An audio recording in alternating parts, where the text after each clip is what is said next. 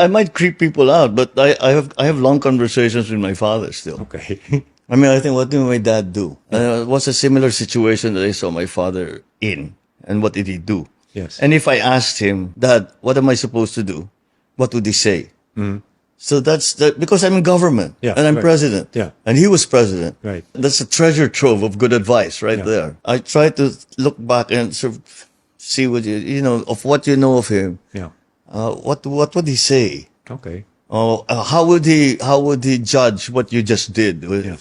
Anak, mali yan. Oh, anak, very good, or whatever, So the the one thing, since I became president, sometimes I hear in the back of my mind, it's like my father and some of his other political allies, yung sa generation niya.